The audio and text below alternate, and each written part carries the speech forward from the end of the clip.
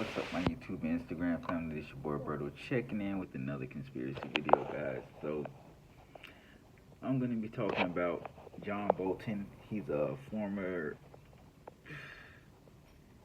national security advisor for Donald Trump. And I'm pretty sure you guys already heard about him and his book, his tell-all book that talk about the Trump administration. Him and Trump bumped heads a lot. But there are some things that I've heard about this book that really stands out, and I'm going to explain to you guys why. So, one of the most notable things was Bolton claimed that Trump asked China's president, Xi Jinping, however you say his name, if he would help him with the 2020 election. This was the last year's G1 summit. It was just, the president of China, Trump, and then the translators and a couple other people. But they were only, American officials and Chinese people at this room they were talking in. And Trump asked the China president to basically use their economic power to help him in the election coming this year. And that's because Trump fears he won't win the re-election. And a couple other things Trump was, known for doing was he tried to kill criminal investigations for dictators he liked. So basically, any dictators that they were investigating or anything like that, Trump would stop the investigations because he liked those dictators, which is, that's something you're not supposed to do. But he was definitely doing it for investigators that he favored. Trump threatened to block this book from getting published, so that John Bolton couldn't expose a lot of his things. And some of this stuff we don't know how true it can be and how fake it can be, because like I said, they bumped heads a lot. But some of this stuff does have some truth to it.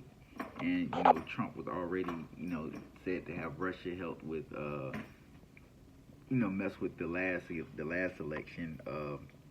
But we're gonna go on from that part. But Donald Trump did ask China's president to help him with the re-election by using their economic power, and he was also stopping investigations from dictators that he likes, which is that's very stop it too loud. But that's very disturbing for him to be the president, and he's doing things of that sort. Just like basically what he did with the Ukraine leader. Same thing he was trying to do with the China leader. Pretty much persuade them into doing something that he wanted them to do to help him in his favor. Trump also wanted to eliminate the two-term presidential thing. He was basically saying his eyes open because Xi, which is China's president, he eliminated their two-term thing over there. I think they had 3 terms. I'm not sure. I think it might have been 3. He eliminated that so he could stay president as long as he wanted. And Trump replied, he basically wanted to do the same thing too, but it's much harder over here to get done in America than it is over there. Xi told him that America had too many elections, but he basically told Trump that he agreed with him on that topic of eliminating the two-term thing, which that's a terrible idea. And the reason for that is because once you have a leader for so long, it basically becomes a king, one person in control, and you get stuck in that one person's habits or whatever how they do things. It can be someone that's not good at what they do, but and then a lot of people vote Trump not because of him as a politician, but because they like him as a person or they like the way he talks or whatever they do. They don't really look into actually what he's doing.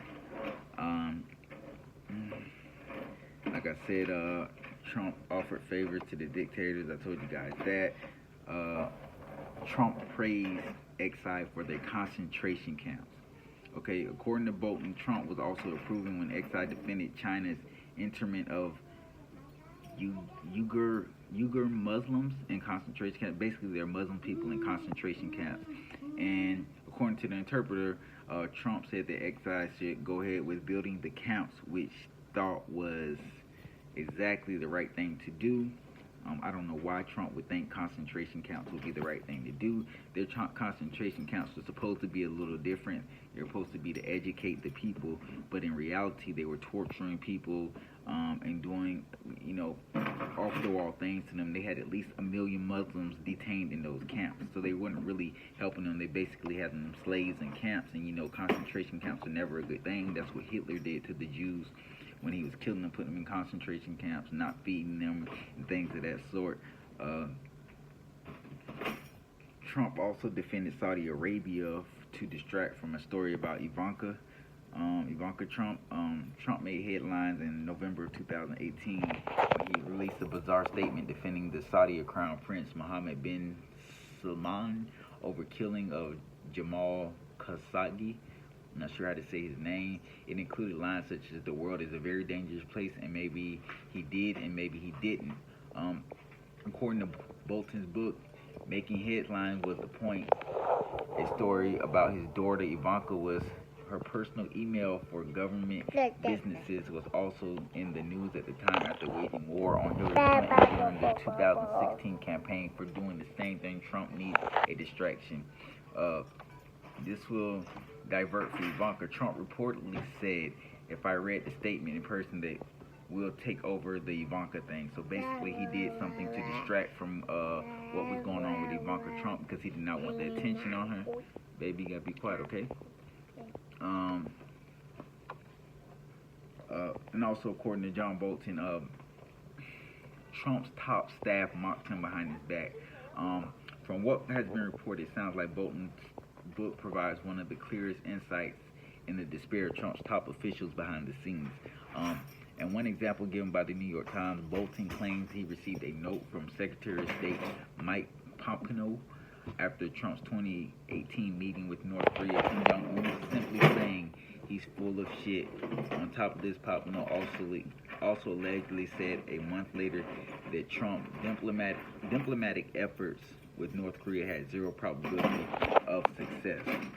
And I told you guys before that because Trump was not, stop making all that noise, because Trump was not following the rules of the elites, that he was not going to get reelected. So now he's trying to do whatever he can to get reelected. And I told you presidents are picked, and I believe Joe Biden will win because Trump is not following the laws of the president. And then the fact that he's trying to get rid of the two-term thing, that's something he's not talking about publicly, but he does plan on trying to do that. If he wins his re-election, he would definitely try to do that. But I do not think he'll win the re-election. It's not going to happen. They're not going to let him win it. But, anything's a possibility. Joe Biden's already been picked to be the next president. Another thing is Trump thought Finland was part of Russia. Okay, so Bolton's book reportedly details some giant holes in Trump's knowledge. In one instance, Bolton says Trump didn't seem to know the basic knowledge about the UK, asking his former Prime Minister Theresa May, "Oh, are you a nuclear power?" On top of this, he alleges that Trump once asked if Finland was part of Russia and repeatedly mixed up the current and former president of Afghanistan. And to be a president, to be a world leader, this is why to be a politician, you have to have knowledge of the world. You gotta have a lot of people that go to school for this, for international affairs and things of, just anything to give you knowledge. He has no knowledge of what's going on in the world. He doesn't know anything about the world outside of the United States. So that's a big flaw with Donald Trump. Trump also thought it would be cool to invade Venezuela. According to the Washington Post, Bolton claims that Trump said invading Venezuela would be cool and that the country was really part of the United States. Wow. Invade Venezuela and that Venezuela is part of the United States. No. This is the leader that we have right now. He has no knowledge. There's so much more that's going on. Bolton felt like the Democrats didn't do enough during the impeachment, that there was more they could have went after besides the Ukraine incident. They could have did the China thing. It's a lot that they knew, but they didn't do.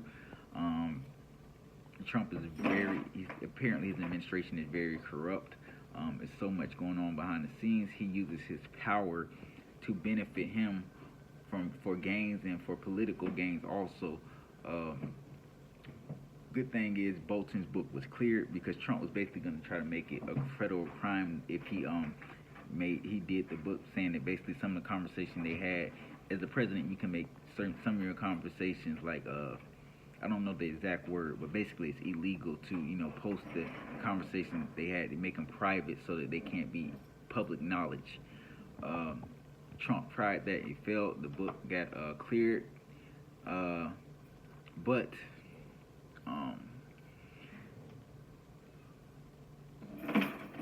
Trump's loyalists intervened, and Trump administration is seeking to file a lawsuit over the next couple of weeks if this book is posted.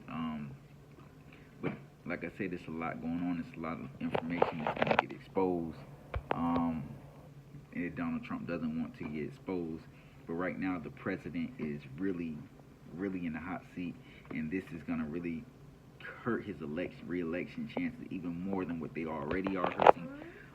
He already felt horribly with the coronavirus and so much more, but this is next level right here, and I really believe this will be a tell-all book that tells us more than we even thought we can know. I'll probably purchase the book when it comes out, read it, give you guys more updates, but right now that's the little knowledge that I do have. If you guys want more, let me know. But basically, this tell-all book is going to expose the Trump administration. Basically, no one in his administration really cares for him. They don't even take him seriously. They joke about him. They talk about him. And also right now, it's looking like Trump is sick. I made a video about it before, but, a lot of people are saying he's having strokes. He has a lot of personal health problems. This is going to make the Simpsons prediction even more true if something happens to him. We'll see, though. But he has been looking sick.